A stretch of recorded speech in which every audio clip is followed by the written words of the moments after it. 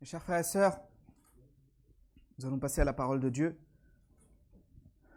Nous avons vu dans les parties précédentes comment Dieu nous a choisis pour vivre ou pour mourir pour lui. Nous avons vu dans un premier temps, dans cette partie de que je vive ou que je meure, j'appartiens au Christ. Que je vive ou que je meure, j'appartiens au Christ. Nous avons vu dans un premier temps que nous avons été choisis pour vivre ou mourir pour Christ. La semaine dernière, nous avons vu que nous avons été sanctifiés pour vivre ou pour mourir pour Christ. Nous avons vu aussi comment nous ne devions pas vivre selon notre chair, selon notre propre volonté, mais comment nous devions vivre selon la volonté de Dieu. Dans cette dernière partie de « que je vive ou que je meure, j'appartiens au Christ », nous allons voir jusqu'à où nous devons vivre pour Jésus. Jusqu'à où nous devons être entièrement pour Jésus. Dans cette dernière partie, c'est dévoué pour vivre ou mourir pour Christ. Dévoué pour vivre ou mourir pour Christ. Je vous invite à tourner avec moi Romains chapitre 14, verset 8. Romains chapitre 14, verset 8.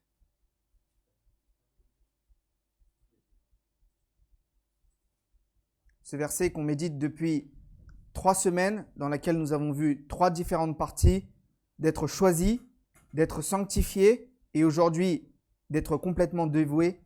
Romains chapitre 14, verset 8. Nous vivons pour le Seigneur. Et si nous mourrons pour le Seigneur. Soit donc que nous vivons, soit que nous mourions, nous sommes au Seigneur. Soit donc que nous vivions, soit donc que nous mourions, nous appartenons au Seigneur. Dans ces derniers temps, beaucoup de personnes cherchent des doctrines et des messages qui leur sont favorables.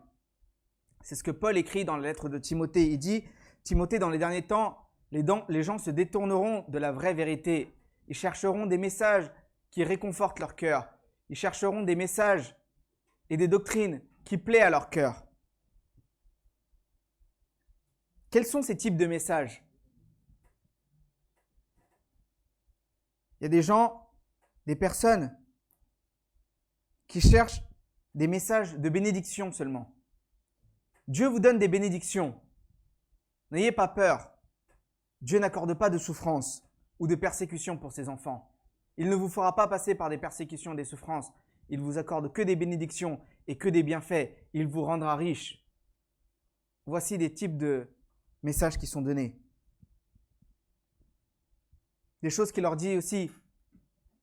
Dieu ne vous laissera pas dans la souffrance. Il vous fera échapper de la souffrance. Il vous sortira de la souffrance. Car la souffrance ne sont pas pour ses enfants. Dieu comprend comment vous êtes, votre faiblesse. Certains types de messages sont comme ça, en disant « Dieu comprend vos faiblesses, il a de l'amour envers vous. » Mes chers frères et sœurs, vous êtes encore en train de tomber dans le péché. C'est pas grave, Dieu comprend votre faiblesse. Et même si vous restez dans le péché, Dieu vous pardonne et il vous sauvera quand même. Ou des types de messages comme « Parce que nous sommes sauvés une fois, nous sommes toujours sauvés. » Sauvés une fois, toujours sauvés. Mais quelle est la vérité? Quelle est la vérité dans tout ça? Aujourd'hui, on imagine des choses par rapport à Dieu. Aujourd'hui, on imagine que, par rapport à nos péchés, par rapport à notre vie, par rapport à beaucoup de choses, que Dieu dirait ça. On imagine, mais est-ce qu'on va vraiment consulter la Bible en disant, est-ce que c'est vraiment ça que Dieu veut? Est-ce que c'est vraiment ça que Dieu recherche? Quel Dieu nous adorons? Est-ce que c'est le Dieu de notre imagination ou est-ce que c'est le Dieu de la Bible? Est-ce que nous savons comment il est le Dieu de la Bible? Est-ce que ce qu'il nous demande? Si nous vivons selon notre imagination, comment nous pouvons vivre entièrement pour Jésus? Nous devons vivre par rapport à ce qui est écrit selon la parole de Dieu. Mes chers frères et sœurs, dans cette dernière partie de dévouer pour vivre ou mourir pour Christ, nous allons voir 2 points. dans dévoué pour vivre ou pour mourir pour Christ, nous allons voir 2 points. Le premier point, c'est prêt à être persécuté et à souffrir pour Christ. Prêt à être persécuté et à souffrir pour Christ. Le deuxième point, aimer Christ à n'importe quel prix. Aimer Jésus-Christ à n'importe quel prix. Les 2 premières parties que nous avons vues, être choisis, nous avons vu comment nous étions choisis par Dieu pour vivre pour lui. Nous avons vu dans un deuxième point comment Dieu nous a sanctifiés, comment il nous rend purs grâce à son Saint-Esprit pour que nous puissions vivre pour lui. Et dans cette dernière partie, nous allons voir comment nous devons nous dévouer pour souffrir pour Christ, pour laisser notre vie pour Christ et pour l'aimer à n'importe quel prix. Pour l'aimer à n'importe quel prix. Prenez avec moi Philippiens chapitre 1, verset 29. Philippiens chapitre 1, verset 29.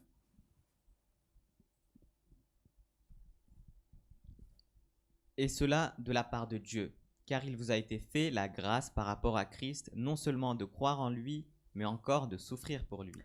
Il vous a été fait grâce, il nous a fait été grâce de pouvoir croire en lui. Alléluia. C'est ce que nous dit la parole de Dieu. Il nous a fait été grâce de croire en lui.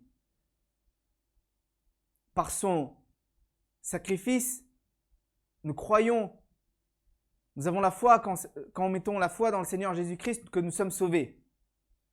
Mais pas seulement. Est-ce que nous nous arrêtons à cette partie-là? Beaucoup de personnes s'arrêtent à cette partie-là. Beaucoup de personnes s'arrêtent à cette partie-là. Mes chers frères et sœurs, tout au long de ce message, Dieu est en train de m'apprendre à moi et de vous apprendre à vous. Il est en train de m'ouvrir les yeux à moi et il est en train de m'ouvrir les yeux à vous. Parce que la parole de Dieu est une épée à double tranchant. Elle me tranche moi comme elle me tranche vous aussi. Mais si nous nous donnons entièrement pour le Seigneur à ce moment-là, le Seigneur fera que nous sommes entièrement dévoués pour lui, que nous pouvons entièrement vivre ou mourir pour lui. Nous avons été appelés. Au début, nous avons vu que nous avons été choisis, mais aujourd'hui, nous voyons que nous avons été appelés à croire en Seigneur Jésus-Christ, mais pas seulement qu'en croire en lui, mais de souffrir pour lui. Alléluia!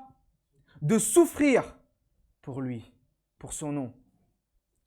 Aujourd'hui, beaucoup de chrétiens ne veulent pas entendre parler de cette souffrance.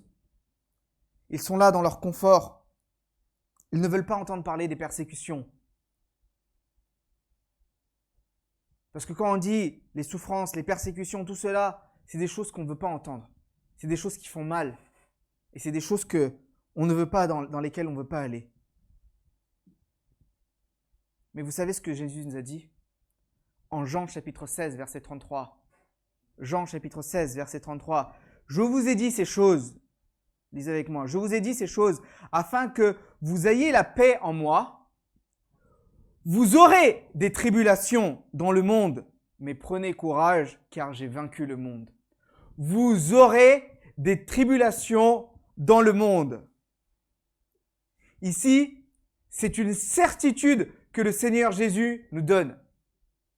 Ici, c'est une certitude que le Seigneur Jésus nous donne. C'est une obligation, ce n'est pas un choix. Dans la vie chrétienne, nous pensons que souffrir pour Christ est un choix. Nous disons certaines personnes souffrent pour Christ. Et nous pensons que c'est un choix. Que certains acceptent et certains n'acceptent pas. Mais non. Tous, nous devons accepter de souffrir pour Christ. Nous allons voir dans cette partie de prêt à être persécuté, à souffrir pour Christ, 4 points pour lesquels nous devons souffrir pour Jésus. 4 points dans lesquels c'est une obligation de souffrir pour Jésus. Je veux que vous enleviez de votre tête en disant « c'est une option de souffrir pour Christ ». Ce n'est pas une option, c'est une obligation. C'est une obligation car nous avons été appelés à croire en lui, mais nous avons été appelés à souffrir aussi pour lui. Sinon, quelle est la différence entre les gens de ce monde et nous? Comment portons-nous notre différence? Comment montrons-nous que nous sommes des témoins de Dieu? Comment montrons-nous que nous aimons Jésus? c'est par notre souffrance et par notre persécution. Est-ce que Dieu autorise que ses enfants soient persécutés? Est-ce que Dieu autorise que son peuple soit persécuté? Dieu a autorisé que son seul fils, Jésus, soit persécuté. Alors pourquoi? Pour nous, il nous délivrerait. Il a accepté que son seul fils, celui qui était avec lui, le Fils de Dieu, soit persécuté pour nos péchés. Nous voyons au début dans le christianisme l'apôtre Paul qui a été persécuté, l'apôtre Pierre qui a été persécuté, Jacques qui a mouru en premier. Et chacun des 12 apôtres ont été persécutés pour Jésus. Nous voyons les chrétiens qui étaient à Rome, qui ont été attrapés. Marie, enfant, fille, fils, bébé, et qui ont été mis dans le Colosséum pour être dévorés par des lions. Dieu ne les a pas sauvés à ce moment-là. Où était-il à ce moment-là? Mes chers frères et sœurs, nous allons voir que c'est à travers ces persécutions-là que nous pouvons devenir saints pour lui. C'est à travers ces souffrances que nous pouvons apprendre l'obéissance pour lui. Car nous avons été appelés à croire en lui, mais aussi à souffrir pour lui. Jésus nous a dit, dans ce monde, vous aurez des persécutions, vous aurez des tribulations, mais prenez courage, car j'ai vaincu le monde. Celui qui a vaincu le monde est avec nous et à l'intérieur de nous, et il nous aidera aussi à traverser toutes les souffrances, toutes les persécutions, toutes les tribulations qui peuvent arriver dans notre vie. Il nous aidera à les traverser. Alléluia! Il nous aidera à les traverser. Alléluia! Car il est avec nous. Celui qui a vaincu le monde est avec nous. Dans cette première partie, de prêt à être persécuté et à souffrir pour Christ, nous allons voir que nous devons souffrir pour entrer dans le royaume de Dieu. Que nous devons souffrir pour entrer dans le royaume de Dieu. Prenez avec moi Actes chapitre 14, versets 21-22. Actes chapitre 14, versets 21 et 22. Actes 14, 21 et 22. Quand ils eurent évangélisé cette ville et fait un certain nombre de disciples, ils retournèrent à Lystre, à Icône et à Antioche, fortifiant l'esprit des disciples, les exhortant à préserver dans la foi et disant que c'est par beaucoup de tribulations qu'il nous faut entrer dans le royaume de Dieu. Qui sont-ils allés voir? Qui sont-ils allés voir? Ils sont allés voir des disciples. Ils sont allés voir ceux qui suivaient Jésus, des disciples de Jésus. Et ils leur ont dit à préserver leur foi. Ils ont dit, ils les exhortent à persévérer dans la foi. Comment on doit persévérer dans la foi? En disant que c'est par beaucoup de tribulations qu'il nous faut entrer dans le royaume de Dieu. Que c'est par beaucoup de tribulations qu'il nous faut entrer dans le royaume de Dieu. Ici, les apôtres encouragent les disciples à leur dire que c'est par beaucoup de tribulations que nous devons entrer dans le royaume de Dieu. Est-ce que nous pensons entrer dans le royaume de Dieu sans aucun sacrifice? Est-ce que nous pensons rentrer dans le royaume de Dieu sans aucune souffrance? Est-ce que nous pensons entrer dans le royaume de Dieu avec tous les conforts? Mes chers frères et sœurs,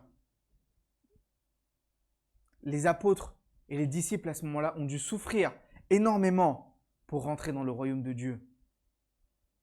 Si Paul, celui qui a été appelé par Dieu pour les païens, a dû souffrir que sa tête soit coupée à la fin à Rome, il a été persécuté pour annoncer l'évangile, qui sommes-nous, vous et moi, pour que nous ne soyons pas persécutés pour Jésus-Christ? Qui sommes-nous pour que Dieu nous montre de la partialité? Non, mes frères et sœurs, nous avons été appelés pour souffrir pour le Christ. Et nous devons souffrir pour rentrer dans le royaume de Dieu. Ne pensez pas qu'on peut rentrer dans le royaume de Dieu simplement, juste avec notre confort, juste avec les richesses de ce monde, juste en gardant toutes nos passions, nos désirs, juste en faisant ce qui est nécessaire. Non. Nous devons rentrer dans le royaume de Dieu avec beaucoup de souffrance. Avec beaucoup de souffrance. Là est la première partie, souffrir pour entrer dans le royaume de Dieu. La deuxième chose que nous allons voir, c'est que nous devons souffrir pour vaincre nos péchés.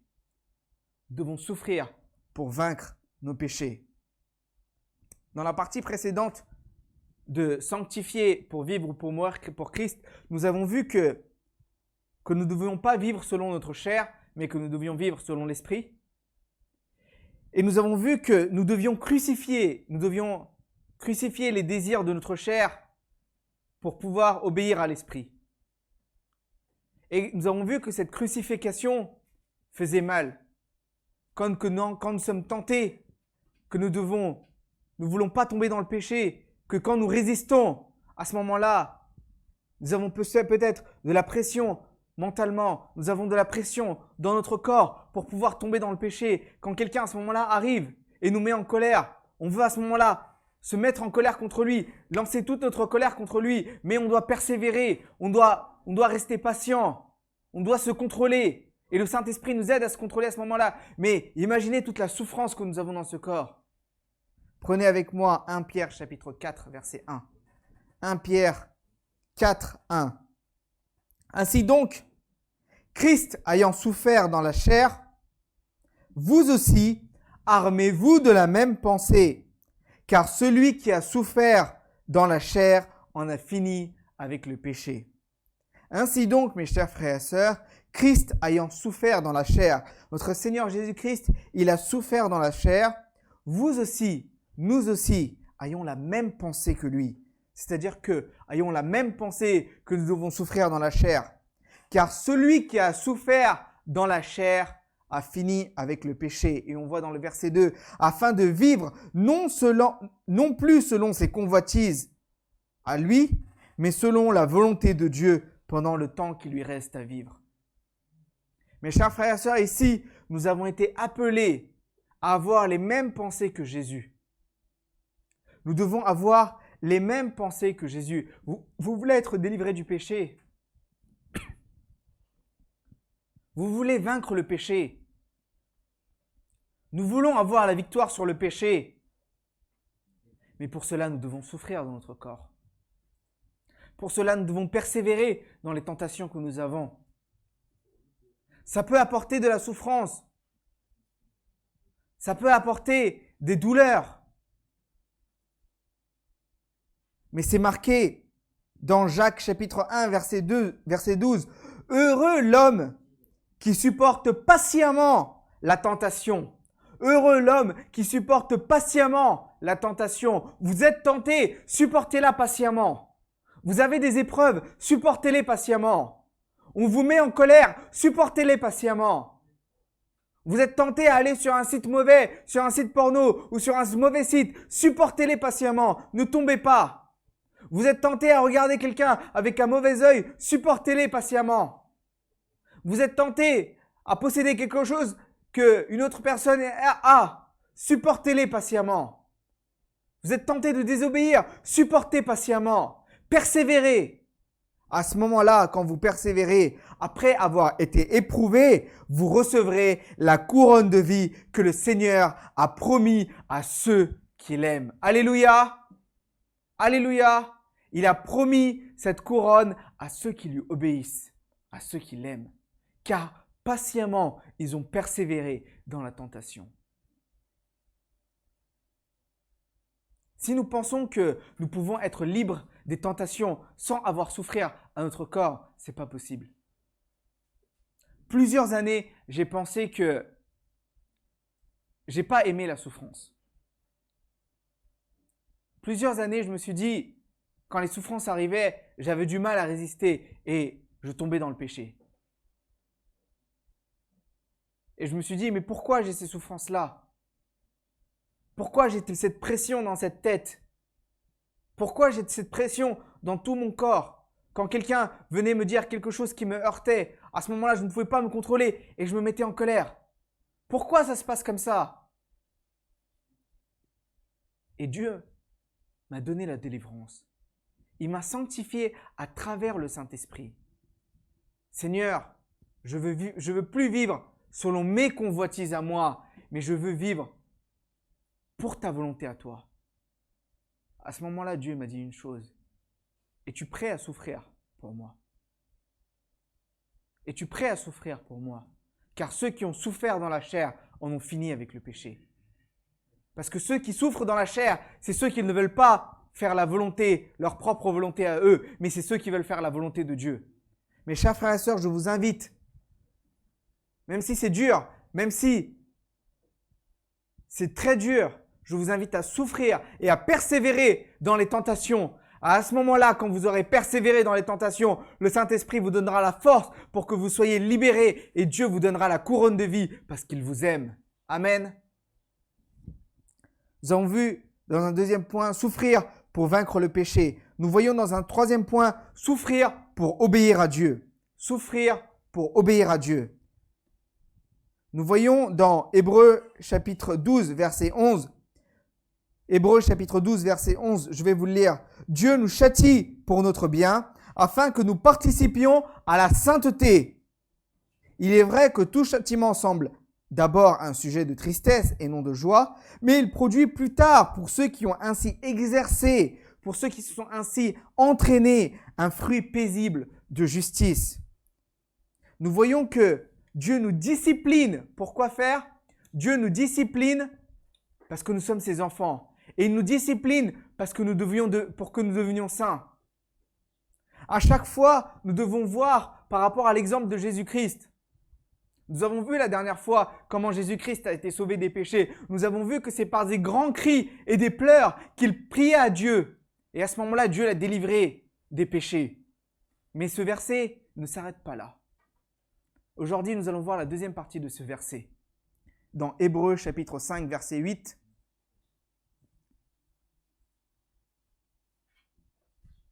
A appris, bien qu'il fût fils, l'obéissance par les choses qu'il a souffert. Qu'est-ce qu'il a appris? Qui a appris? Jésus-Christ a appris l'obéissance. Le Seigneur Jésus-Christ a appris l'obéissance, à obéir à Dieu. Comment il a appris à obéir à Dieu? Par toutes les choses qu'il a souffert. Par la souffrance, il a appris l'obéissance. Alors comment nous pensons que sans souffrance, nous pouvons obéir à Dieu, que sans souffrance, nous pouvons vivre pour Dieu? Mes chers frères et sœurs, ayons cette même mentalité que le Christ. Soyons prêts à souffrir pour obéir à Dieu. Nous devons souffrir pour obéir à Dieu. Et dans un quatrième point, nous devons souffrir pour l'Évangile. C'est ce que nous voyons dans 2 Timothée 1,8. 2 Timothée 1,8.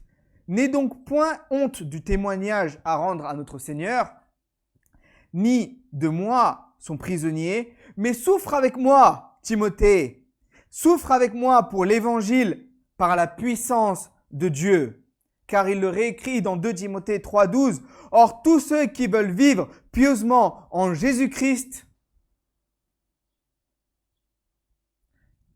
tous ceux qui veulent vivre pieusement en Jésus-Christ, le verset ne s'arrête pas là, seront persécutés. Ici, je crois qu'il n'y a pas un verset plus clair que ça pour dire que les chrétiens qui veulent vivre, ceux qui veulent être des disciples de Jésus seront persécutés, c'est sûr.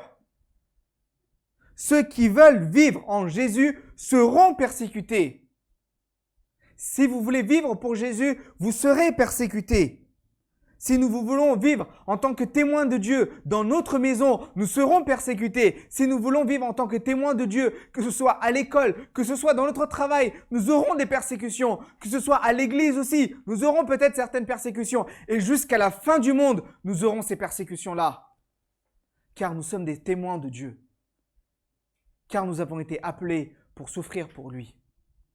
Nous avons vu dans cette première partie de dévouer pour vivre ou pour mourir à Jésus-Christ que nous devions souffrir pour lui. Dans un deuxième temps, nous allons voir rapidement comment nous devons aimer Christ à n'importe quel prix. Comment nous devons aimer Christ à n'importe quel prix. Dans 1 Jean chapitre 4 verset 19, 1 Jean chapitre 4 verset 19, c'est écrit « Pour nous, nous l'aimons parce qu'il nous a aimés le premier. » Jésus nous a aimé le premier, ainsi nous l'aimons. Il a regardé notre situation. Et c'est lui qui est venu vers nous en premier. C'est pas nous qui l'avons cherché. C'est lui qui a été miséricorde envers nous. C'est lui qui a eu de l'amour envers nous et qui est venu en premier. Car il dit aussi, dans l'évangile de Jean, il n'y a pas plus grand amour que ce de donner sa vie pour ses propres amis. Je vous appelle mes amis et non des serviteurs, il dit. Et je vous donne ma vie pour vous. Car dans Romains 5:8, c'est marqué, mais Dieu prouve son amour envers moi. Dieu prouve son amour envers vous. Lorsque moi, j'étais encore pécheur, et Christ est mort pour moi. Et Christ est mort pour vous. Lorsque nous étions encore pécheurs, Christ est venu et il est mort pour nous.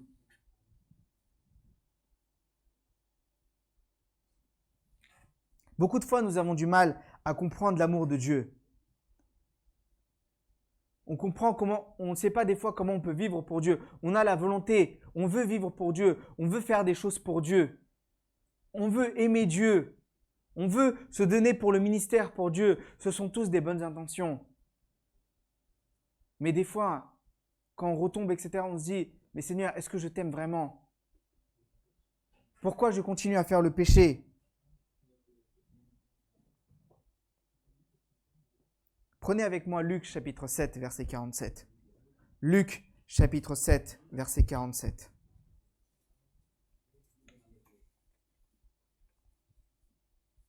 Luc chapitre 7, verset 47. C'est pourquoi, je te le dis, ses nombreux péchés ont été pardonnés, car elle a beaucoup aimé, mais celui à qui on pardonne peu aime peu. Cette femme que nous voyons dans Luc chapitre 7 est venue, elle est littéralement tombée dans les pas de Jésus. Elle a pleuré. Et avec ses larmes, elle a essuyé ses pieds, nous voyons. Et à ce moment-là, c'est les pharisiens qui sont à côté, ils lui disent que c'est quelqu'un qui a fait des péchés, etc. Comment est-ce que Jésus peut l'accepter? Et Jésus dit une chose. Nous voyons qu'il dit que c'est pourquoi je te le dis, ses nombreux péchés ont été pardonnés, car elle a beaucoup aimé. Mais à celui qu'on pardonne peu, il aime peu. Cette question, je me suis posée, ça veut dire quoi ça, pardonner peu? Est-ce que Jésus pardonne certaines personnes peu et certaines personnes beaucoup? Est-ce qu'il fait la différence entre pardonner certaines personnes peu et beaucoup? C'est pas ça la signification. C'est comment nous nous rendons compte de à quel point Jésus nous a pardonné. Jésus nous a tous pardonné d'un très grand montant en sacrifiant sa propre vie. Mais à quel point nous considérons le péché que nous avons? Est-ce que nous considérons comme quelque chose de grave ou est-ce que nous considérons comme quelque chose de léger? Ceux qui considèrent leur péché léger aimeront Jésus légèrement. Ceux qui considèrent que Jésus les a sauvés d'un très gros péché aimeront Jésus ardemment. C'est parce que cette femme, elle a vu qu'elle a été sauvée d'énormément de péchés, elle a pleuré pour Dieu et du coup, elle sait qu'elle a été sauvée beaucoup et elle a aimé beaucoup. Ça ne veut pas dire que vous devez faire beaucoup de péchés pour que Dieu vous pardonne. Ce n'est pas ça là du tout. C'est que vous devez rendre compte, même si vous avez fait un péché, vous devez vous rendre compte à quel point ce seul péché a crucifié Jésus sur la croix. Ce seul péché pour lequel il est venu pour nous, on l'a battu, il a versé son sang pour nous, qu'on l'a cloué, qu'on lui a craché dessus, tout ça pour ce seul péché qu'on a fait. Si à ce moment-là, nous nous rendons compte de l'importance de nos péchés, à ce moment-là, nous aimerons beaucoup pour Dieu. Nous aimerons Dieu beaucoup. Mes chers frères et sœurs, dans cette partie de que nous vivions ou que nous mourions, nous appartenons à Christ. Nous avons vu dans un premier temps choisi pour vivre ou pour mourir pour Christ. Nous avons vu 5 points dans lesquels nous étions choisis pour vivre ou pour mourir pour Christ. Nous avons vu que nous avons été séparés du monde. Nous avons vu que nous avons été choisis pour proclamer sa louange, pour porter des fruits, pour être saints et sans défaut et pour partager la gloire du Christ.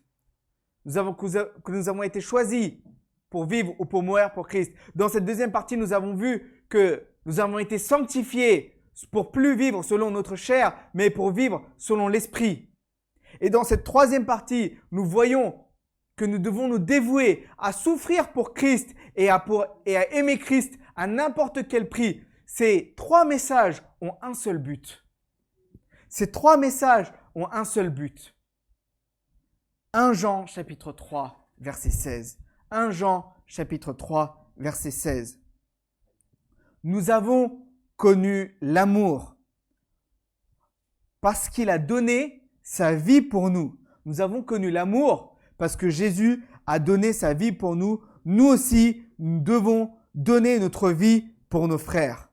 Nous aussi, nous devons donner notre vie pour nos frères et sœurs.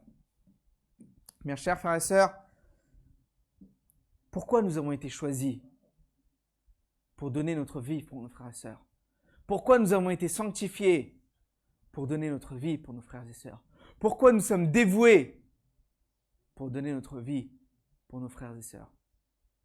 Je vais terminer ce message avec une histoire par rapport à un missionnaire. Je ne connais pas le nom de ce missionnaire, mais je vous invite à écouter attentivement cette histoire. Ce missionnaire est parti dans son jeune âge. Il a connu Jésus et il a accepté le Seigneur Jésus et il a accepté de vivre pour lui à n'importe quel prix. Que je vive ou que je meure, j'appartiens au Christ. Si je dois vivre pour Christ, je vivrai pour Christ. Si je dois mourir pour Christ, je mourrai pour Christ. Et ainsi, il s'est dévoué entièrement pour Dieu. Et Dieu l'a appelé. Dieu l'a appelé pour faire son ministère dans un pays où vivaient des cannibales. Des gens qui mangent les hommes. Dans ce pays-là, les gens tuaient les gens qui étaient malades parce qu'ils pensaient qu'ils servaient à rien. Et une fois qu'ils les avaient tués, ils les mangeaient. Leur propre nation, leur propre peuple, les gens qui étaient malades, ils les tuaient, ils les mangeaient. Quand une personne, un mari, mourait, il tuait la femme et du coup, il tuait l'enfant et il les mangeait. Et c'est au milieu de ces cannibales-là, de ces personnes-là, de ces personnes qui ne connaissaient ni Dieu, qui louaient leurs propres idoles, que ce missionnaire est parti. Il est parti avec sa femme et ses enfants. Et nous voyons que quand il est arrivé dans ce pays, personne ne l'a accepté à ce moment-là. Il a voulu faire le ministère de Dieu, mais personne ne l'a accepté. Son enfant, qui était même pas âgé de 3 ans, il a eu la fièvre et il est mort dans les quelques jours où ils sont arrivés. Sa femme a énormément souffert de cette perte. Mais lui, il a continué à vivre pour Jésus. Il a continué à annoncer l'évangile.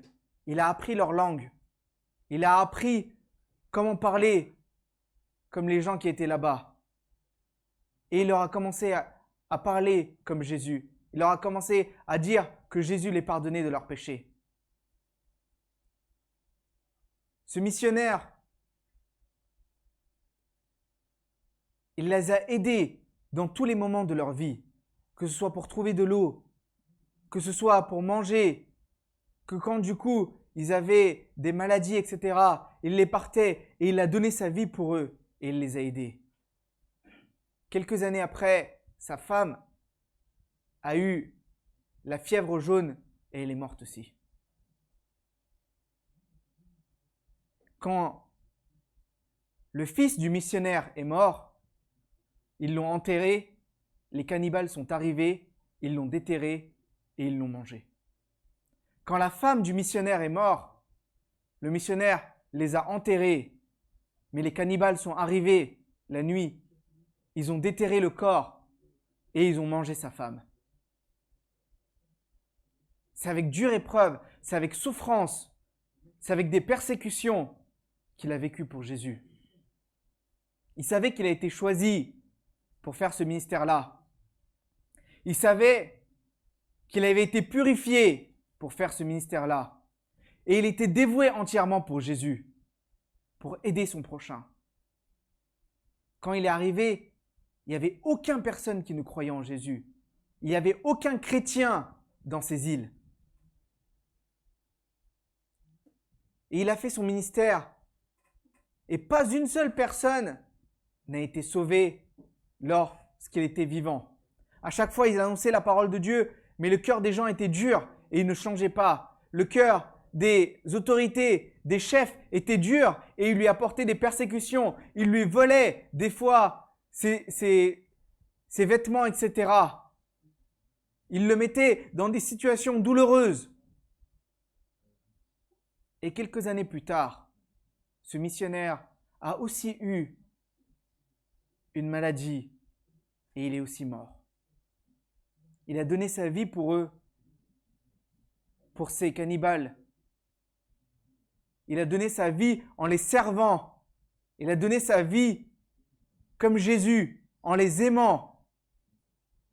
Et il est mort. À ce moment-là, les cannibales sont arrivés. Et ils l'ont pris pour le manger. Mais à ce moment-là, le chef de ce peuple a dit « Non, arrêtez. Arrêtez. Cet homme est venu pour nous. Nous ne le connaissions pas. Il est venu pour nous et il nous a aidés. Il nous a montré qui était Jésus. Il a donné sa vie pour nous. Nous n'avons pas eu pitié, mais nous avons mangé son enfant. Nous n'avons pas eu pitié, mais nous avons mangé sa femme. Mais lui, laissons-le. Ne le mangeons pas. » Lorsque ce missionnaire est arrivé sur cette île, aucune personne ne croyait en Jésus. Lorsque ce missionnaire est mort, plus aucune personne n'était dans une autre croyance.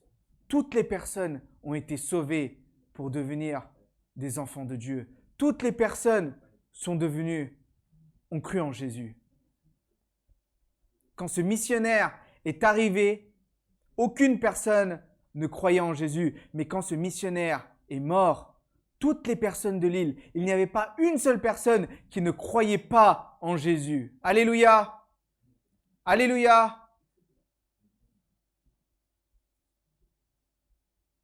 Cet homme a littéralement donné sa vie pour un peuple qu'il ne connaissait pas, pour des gens qu'il ne connaissait pas. Il a donné son enfant, il a donné sa femme, il a donné entièrement tout. Il les a servis. Pourquoi? Pour vivre pour notre Seigneur Jésus-Christ. Mes chers frères et sœurs, je vous invite à vous lever aujourd'hui et à fermer les yeux.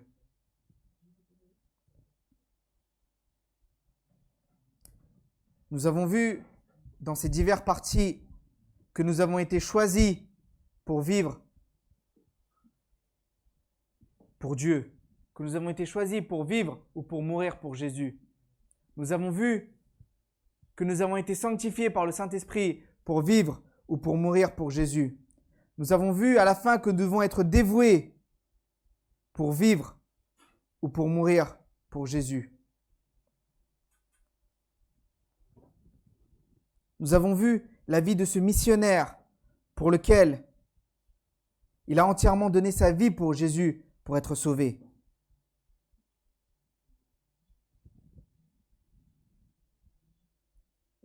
Disons, Seigneur, je ne veux plus vivre pour moi-même, Seigneur, mais je veux vivre pour toi.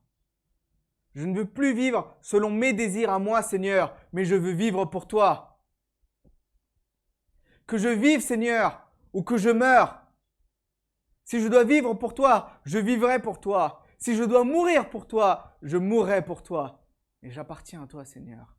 J'appartiens à toi.